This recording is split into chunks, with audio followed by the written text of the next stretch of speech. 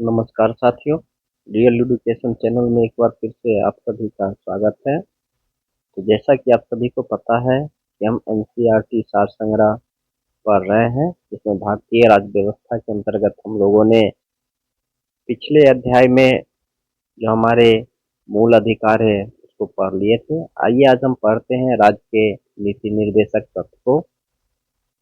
पढ़ने से पहले मेरा आप सभी से निवेदन है कि कृपया करके मेरे चैनल को लाइक शेयर सब्सक्राइब जरूर कर लीजिएगा। तो आइए चलते हैं इसकी अगली कड़ी में राज्य के नीति निर्देशक तत्व को हम लोग पढ़ते हैं।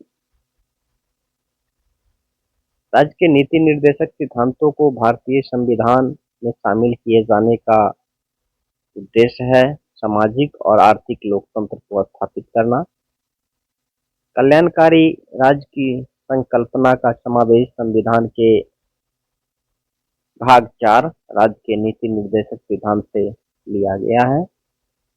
भारतीय संविधान में पंचायती राज प्रणाली की व्यवस्था राज्य के नीति निर्देशक सिद्धांतों के अंतर्गत किया गया है।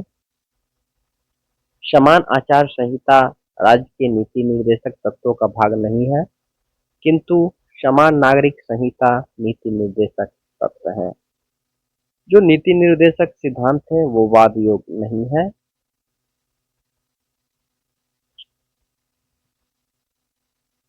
संविधान के अनुच्छेद 43 के अंतर्गत जो है उद्योगों में प्रबंधन में कर्मकारों की भागीदारी का प्रावधान किया गया है।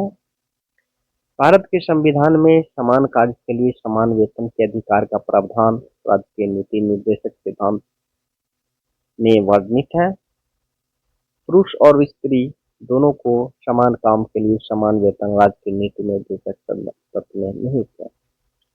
अनुच्छेद 51 के अंतर्गत अंतर्राष्ट्रीय शांति और सुरक्षा के संवर्धन से संबंधित है। राज्य के नीति निर्देशक सिद्धांत एक ऐसा चेक है जो बैंक की सुविधा अनुसार अदा किया जा सकता है। यह कथन इसके ठीक शाखा।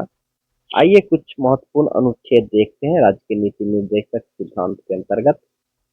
अनुच्छेद 36 यह वर्णित करता है जिसमें नीति निर्देशक तत्वों के संदर्भ में राज्य की परिभाषा दी गई है। अनुच्छेद 37 न्यायालय द्वारा परिवर्तनीय नहीं होता है नीति निर्देशक तत्व। अनुच्छेद 38 लोक कल्याण की अभिवृद्धि के लिए सामाजिक व्यवस्था बनाना। अनुच्छेद 38 का 2 आय की असमानताओं को कम करने का प्रयास करना। अनुच्छेद 39 का को निःशुल्क विधिक सहायता उपलब्ध करवाना। अनुच्छेद 39 का ख समुदाय के भौतिक संसाधनों का स्वामित्व का नियंत्रण इस प्रकार हो जिससे कि सामूहिक हितों की सर्वोत्तम रूप में प्राप्ति हो। अनुच्छेद 39 का घ पुरुष और स्त्रियां दोनों को समान काम के लिए समान वेतन देना। अनुच्छेद 39 का रह पुरुष और स्त्री कर्मकारों के स्वास्थ्य के शक्ति का तथा बालकों की सुकुमार अवस्था का दुरुपयोग न हो। अनुच्छेद 40 में ग्राम पंचायत का गठन है। अनुच्छेद 41 कुछ दशाओं में काम, शिक्षा और लोक सहायता पाने का अधिकार है। अनुच्छेद 42 काम की न्याय संगत और मानवोचित दशाएं तथा प्रसूति सहायता। अनुच्छेद 43 कर्मकारों के लिए निर्वाह मजदूरी आदि। अनुच्छेद 43 के क उद्योगों के प्रबंधन में कर्मकारों का भाग लेना। अनुच्छेद 43 का क सहकारी समितियों के स्वैच्छिक गठन, स्वायत्त संचालन, लोकतांत्रिक नियंत्रण तथा व्यावसायिक प्रबंधन को बढ़ावा देना। अनुच्छेद 44 सभी नागरिकों के लिए एक समान नागरिक संहिता। अनुच्छेद 45 6 वर्ष से कम आयु के बच्चों के लिए निःशुल्क एवं अनिवार्य शिक्षा का प्रावधान। अनुच्छेद 46 SC/ST दुर्बल वर्गों के शैक्षिक और आर्थिक हित की अभिवृद्धि। अनुच्छेद 47 को सत्तर स्तर और जीवन स्तर तथा लोक स्वास्थ्य में सुधार और हानिकारक नशीले पदार्थों के उपभोग पर प्रतिबंध। अनुच्छेद 48 गाय, बछड़े तथा अन्य दुधारू पशुओं के वध पर प्रतिबंध तथा उनकी नस्लों में सुधार का प्रयास। अनुच्छेद 48 कृषि और पशुपालन में आधुनिक और वैज्ञानिक प्रणालियों का प्रयोग करना। अनुच्छेद 48 का क पर्यावरण का संरक्षण संवर्धन, वन एवं वन्य जीवों की रक्षा। अनुच्छेद 49 राष्ट्रीय महत्व के कलात्मक या ऐतिहासिक अभिरुचि वाले स्मारकों या स्थानों या वस्तुओं का संरक्षण करना। अनुच्छेद 50 कार्यपालिका से न्यायपालिका का पृथक्करण। अनुच्छेद 51 अंतर्राष्ट्रीय शांति और सुरक्षा की अभिवृद्धि। तो साथियों, ये थे कुछ नीति निर्देशक तत्व के से संबंधित महत्वपूर्ण अनुच्छेद। आइए एक बार और देख लेते हैं महत्वपूर्ण अनुच्छेद। जो महत्वपूर्ण अनुच्छेद है सूची को देखेंगे। जैसे 39 का क है निःशुल्क विधिक सहायता उपलब्ध करवाना। 40 ग्राम पंचायतों का संगठन। 41 कुछ दशाओं में काम शिक्षा लोक सहायता प्राप्त करने का अधिकार। 42 काम की न्याय संगत मानवोचित दशाएं एवं प्रसूति सहायता। 43 कर्मकारों के लिए निर्वाह मजदूरी। अनुच्छेद 44 सभी नागरिकों के लिए एक समान सिविल नागरिक संहिता। अनुच्छेद 45 6 वर्ष से कम आयु के बच्चों के लिए निःशुल्क अनिवार्य शिक्षा। अनुच्छेद 46 SC ST दुर्बल वर्गों और शैक्षिक आर्थिक हितों की अभिवृद्धि। अनुच्छेद 48 का क पर्यावरण का संरक्षण। 49 राष्ट्रीय महत्व को संरक्षण देना। अनुच्छेद 50 कार्यपालिका से न्यायपालिका का पृथक्करण। अनुच्छेद 51 अंतर्राष्ट्रीय शांति और सुरक्षा की अभिवृद्धि। मूल अधिकार कानूनी रूप से मान्य है, जबकि नीति निर्देशक तत्व नैतिक एवं राजनीतिक मान्यता प्राप्त है।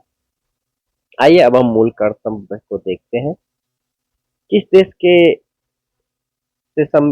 के संविधान से मूल कर्तव्य को लिया गया था? तो वो सोवियत संघ यूएसए से लिया गया था।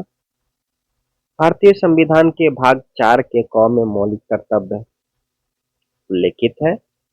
सरदार स्वर्ण सिंह समिति ने संविधान में 8 मूल कर्तव्य को जोड़े जाने का सुझाव दिया था, लेकिन 42वें संविधान संशोधन 1976 द्वारा 10 मूल कर्तव्य को जोड़ा गया। भारतीय संविधान में मूल कर्तव्य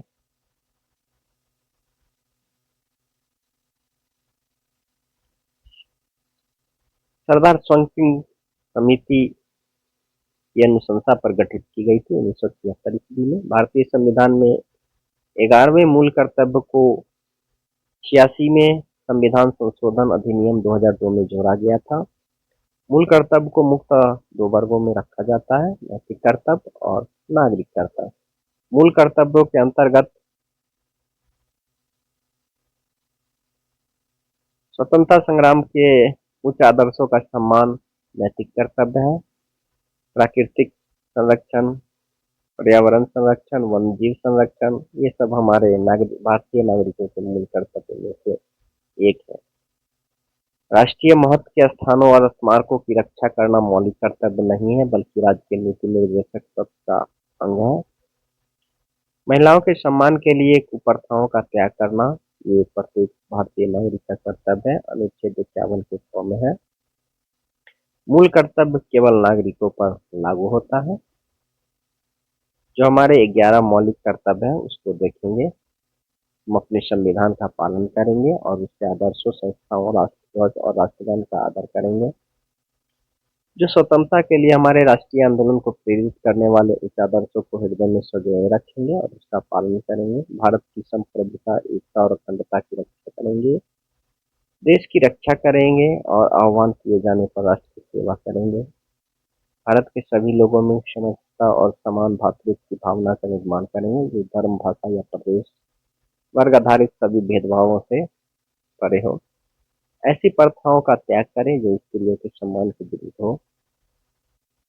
हमारी सामाजिक संस्कृति की गौरवशाली परंपरा का महत्व समझें और उसका परिरक्षण करें। प्राकृतिक पर्यावरण जिसके अंतर्गत वन, झील, नदी और वन्य जीव सम्मिलित है, की रक्षा करें और उसका संवर्धन करें और प्राणी मात्र के प्रति दया भाव रखें। वैज्ञानिक दृष्टिकोण, मानववाद, ज्ञान अर्जन तथा सुधार की भावना का विकास करें। सार्वजनिक संपत्ति को सुरक्षित रखें और हिंसा से दूर रहें। व्यक्तिगत और सामूहिक गतिविधि के सभी क्षेत्रों में उत्कर्ष की ओर बढ़ने का सतत प्रयास करें, जिससे राष्ट्र निरंतर आगे बढ़ते रहे। 6 वर्ष की आयु से 14 वर्ष की आयु तक के बच्चे कि माता-पिता और संरक्षक जो भी हो उन्हें शिक्षा के अवसर प्रदान करें। इस कर्तव्य को जो है संविधान के 86वें संविधान संशोधन 2002 की धारा 4 में जोड़ा गया। किसी व्यक्ति को राष्ट्रगान गाने के लिए बाध्य किया जा सकता है। सर्वोच्च न्यायालय ने विजय एमुअल बनाम केरल राज्य मामले में 1986 ईस्वी में इसे कहा था। सर्वोच्च न्यायालय के मुख्य न्यायाधीश टी.एन. भगवती को जनहित याचिका का जनक कहा जाता है। जनहित याचिका का जनक टी.एन. भगवती को कहा जाता है।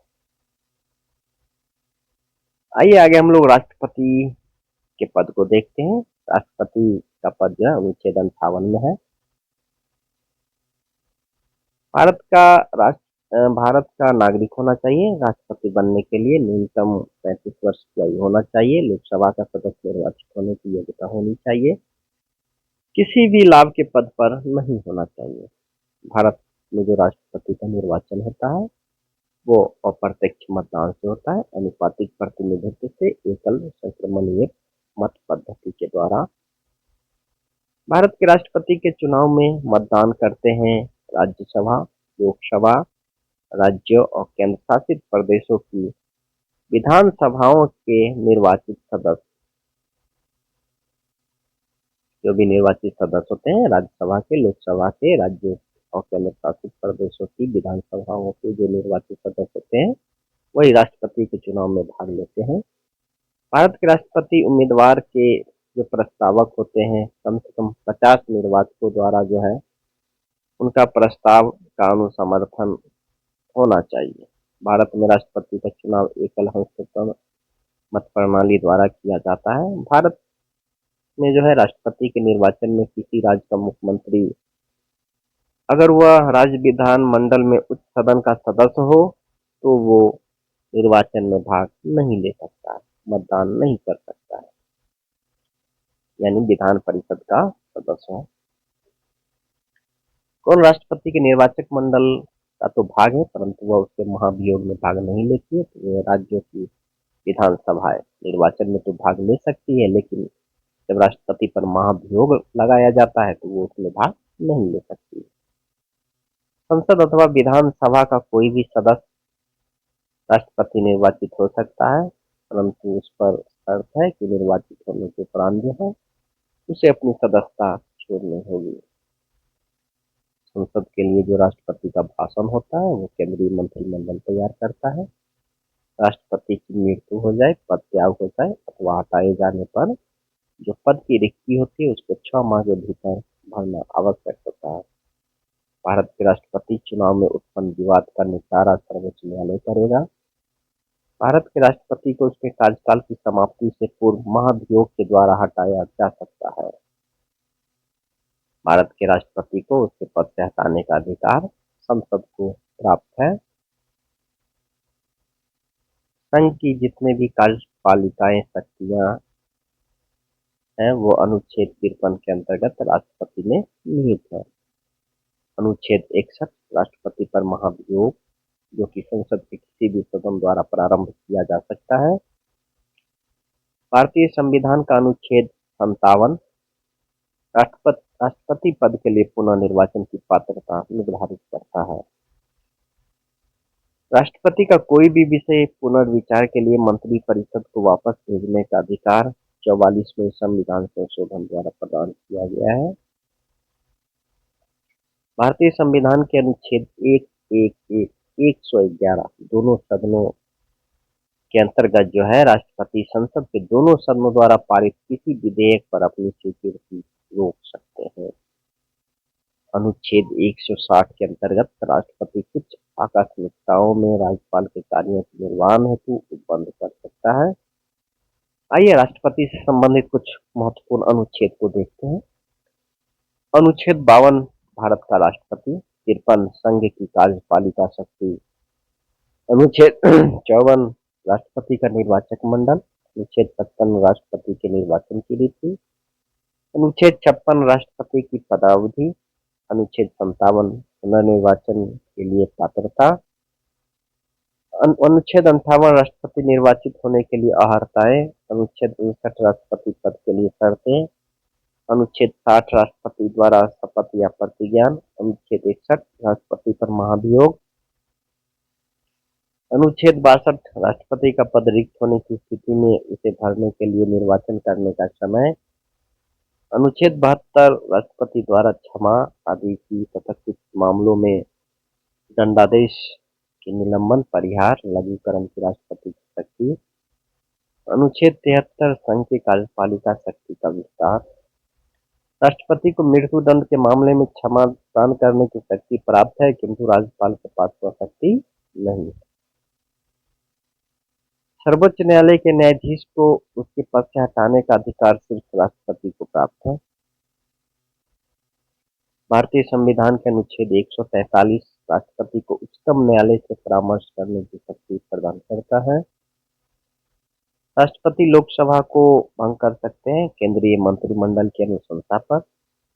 लोकसभा और राज्यसभा का संयुक्त अधिवेशन राष्ट्रपति के द्वारा आहूत किया जाता है। भारत के राष्ट्रपति ने एकमात्र मामले में जेबी वीटो की शक्ति का प्रयोग किया था, वह विधेयक था भारत डाकघर संशोधन विधेयक वर्ष 1986। भारत का राष्ट्रपति संसद के दोनों सदनों की चर्चा में भाग नहीं ले सकता है। किसी भौगोलिक क्षेत्र को अनुसूचित क्षेत्र घोषित करने का संवैधानिक अधिकार राष्ट्रपति को प्राप्त है। राष्ट्रपति द्वारा जो कुछ नियुक्त अधिकारी हैं, यानी राष्ट्रपति किनको किनको नियुक्त कर सकता है, तो वो है प्रधानमंत्री, केंद्रीय मंत्री, राज्यों के राज्यपाल, वित्त आयोग और राजभाषा आयोग के अध्यक्ष एवं सदस्य। उच्चतम न्यायालय और उच्च न्यायालयों के न्यायाधीश, भारत के महान्यायवादी तथा नियंत्रक एवं महालेखा परीक्षक, संघ लोक सेवा आयोग के अध्यक्ष एवं सदस्य, मुख्य निर्वाचन आयुक्त एवं अन्य निर्वाचन आयुक्त, राष्ट्रीय मानवाधिकार आयोग के अध्यक्ष एवं सदस्य, अनुसूचित जाति अनुसूचित जनजाति आयोग के अध्यक्ष एवं सदस्य, संघ राज्य क्षेत्रों के राज्यपाल अथवा प्रशासक, दिल्ली और पुदुचेरी के मुख्यमंत्री। वर्तमान में राष्ट्रपति का मासिक वेतन 5 लाख रुपया है।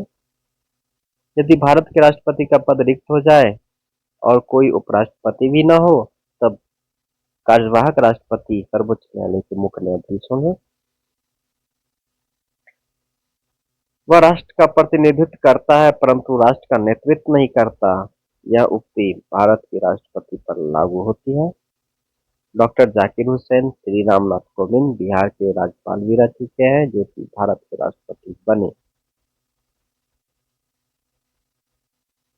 राष्ट्रपति के जो प्रसाद पर्यंत पद धारण करने वाले पदाधिकारी हैं, वो हैं यूनियन मिनिस्टर, मुख्यमंत्री, राज्यों के राज्यपाल, भारत का अटॉर्नी जनरल।